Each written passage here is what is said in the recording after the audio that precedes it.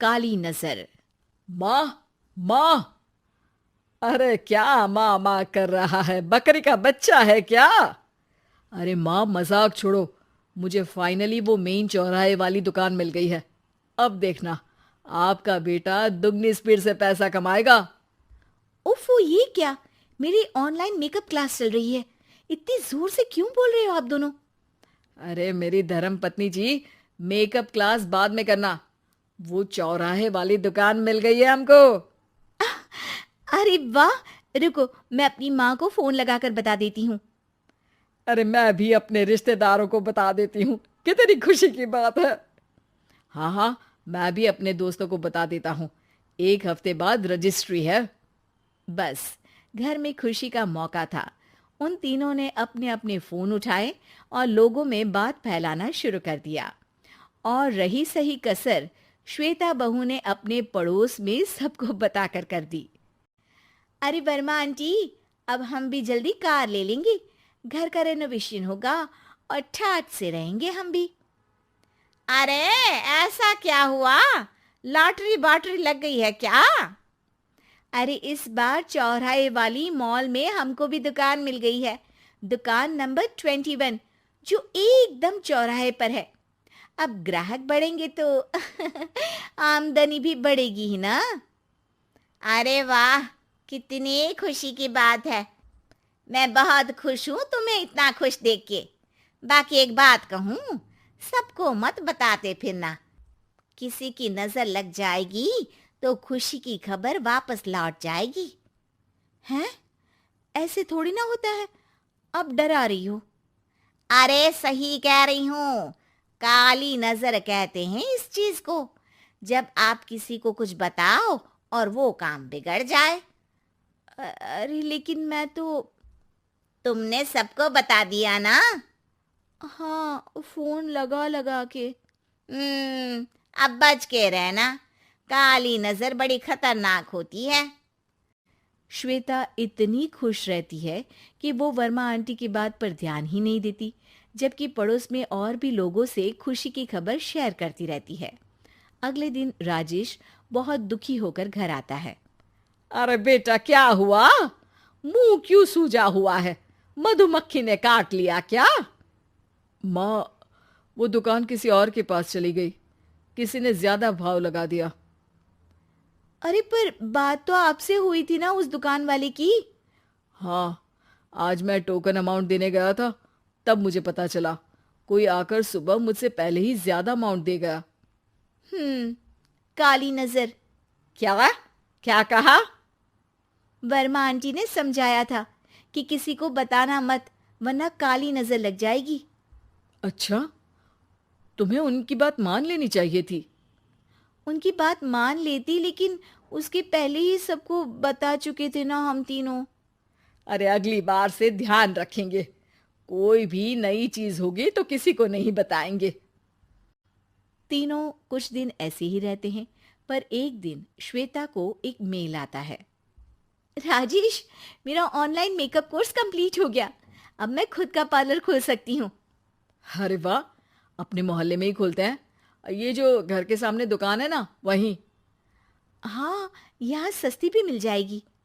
अगले दिन श्वेता वर्मा आंटी के पास जाती है, मिठाई का डब्बा लेकर। अरे आओ आओ, कैसे आना हुआ? जोर से नहीं बोलूंगी। वो सामने वाली दुकान है ना, वहां मैं अपनी पार्लर की दुकान खोलने वाली हूँ। उसकी मिठाई है। अरे वाह, बहुत बधाई हो तुमको। हाँ, मैं कमाने लगूंगी तो राजेश पर पूरे घर का बोझ नहीं रहेगा ना आंटी जी। ये तो है। पर ये बता कि तूने ये बात किसी और को तो नहीं बताई ना? अरे नहीं नहीं, पिछली बार गलती कर दी थी। काली नजर लगी किसी की और राजेश के हाथ से वो दुकान चली गई थी। सबको मत बताना।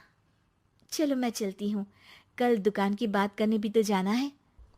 अगले दिन श्वेता दुकान के लिए मालिक से बात करने जाती है। अरे लेकिन दुकान तो हम कल रात को ही किसी को दे चुके हैं। कल ही? हाँ, कल ही। 2 दिन बाद कोई यहाँ पार्लर भी खोल लेगा। अब कहीं और दुकान देख लीजिए। अरे पर हमको भी तो पार्लर ही खोलना था। हाँ भाई, ये एक ही दुकान है, आधी आधी तो नहीं दे सकता ना मैं। राजेश और श्वेता घर पर हताश होकर आ जाते हैं। इस बार तो किसी को बताया भी नहीं था, अब किसकी काली नजर लग सकती है। सुनो, तुमने माँ को बताया था क्या? अरे कैसी बात कर रही हो, माँ की नजर थोड़ी ना लगेगी। पक्का तुमने किसी को नहीं बताया था ना? सिर्फ वर्मा आंटी को बताया था, उन्होंने ही मुझे किसी को नहीं बताने को कहा। अरे यार, तुम भी सही हो, मेरी माँ को नहीं बताने को कह रही हो, पर वर्मा आंटी को बताना तुम्हें जरूरी लगा। अरे वर्मा आंटी ने ही तो काली नजर के बारे में बताया था ना, वो हमेशा हमारा भला ही तो चाहती हैं। मेरी माँ भी हमारा भला ही चाहती है। अरे पर चिल्ला क्यों रहे हो? बात नहीं कर सकते क्या आराम से? नहीं आता वो आराम से बात करना, और करना भी नहीं चाहता हूं मैं। दुकान जाने का दुख गुस्से में बदल गया था और राजेश और श्वेता में बात बंद हो गई थी।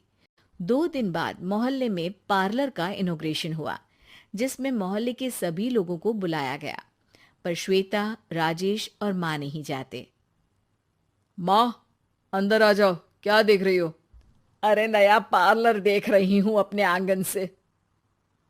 देखो, माँ को दूसरे का सुख देखने में कितना मजा आ रहा है, मेरा दुख नहीं दिख रहा इन्हें। यहाँ मेरा पार्लर भी तो हो सकता था। अरे चुप रहो यार, हर बात में लड़ाई क्यों ढूंढ रही हो? राजेश और श्वेता फिर बहस करने लगते थे। तभी माँ ने दोनों को बाहर बुलाया। अरे जरा देखो तो, दुकान चलाने वाले का बोर्ड पर नाम क्या लिखा है? श्रुति वर्मा। गाड़ी निकाले बेटा, हमें कहीं जाना है। काली नजर का इलाज कराने? राजेश अपनी बाइक निकालता है। तीनों ट्रिपलिंग कर रहे हैं। माँ राजेश को उस मॉल वाली दुकान पर लेकर जाती है जहां राजेश अपनी दुकान खोलने वाला था। यही दुकान लेना चाहता था ना तू? हाँ, पर इनको भी दुखी करने लेकर आई हो क्या यहाँ पर दुकान दिखाकर? वहां काफी नहीं था? अरे श्वेता, थोड़ा सब्र रख, अभी पता चलेगा कि हम यहाँ क्यों आए हैं। बता, इस दुकान चलाने वाले का नाम क्या है? अनुपम वर्मा। कुछ समझ में आया? वो दुकान वाली श्रुति वर्मा, ये दुकान वाला अनुपम वर्मा, और हमारे पड़ोस में हमने उस दुकानों के बारे में बताया किसको था? अब वर्मा आंटी को। मतलब वर्मा आंटी ही हमारा काम बिगाड़ रही है? नहीं नहीं, ऐसा नहीं हो सकता, ये बस इत्तेफाक है। राजेश अपना फोन निकालता है और श्रुति वर्मा और अनुपम वर्मा के नाम फेसबुक पर सर्च करता है, जहां ये दोनों ही वर्मा आंटी के रिश्तेदार होते हैं। श्वेता को समझ में आ जाता है कि वर्मा आंटी की ही नजर खाली नजर है। अब क्या करना है? कोई भी खुशी की खबर हो तो काली नजर से बचना है, यानी वर्मा आंटी से बचना है। अरे पर मुझे ये समझ में नहीं आया कि वो हमारे साथ ऐसा क्यों करेंगी। अरे बेटा, एक सीख है, दूर के आदमी को आपकी तरक्की से कम परेशानी होगी, पड़ोसी को ज्यादा। दोनों माँ की बात में हामी भरते हैं और अगला काम चुपचाप करने की कसम खाते हैं, ताकि आगे से वर्मा आंटी कोई काम ना बिगाड़ सके।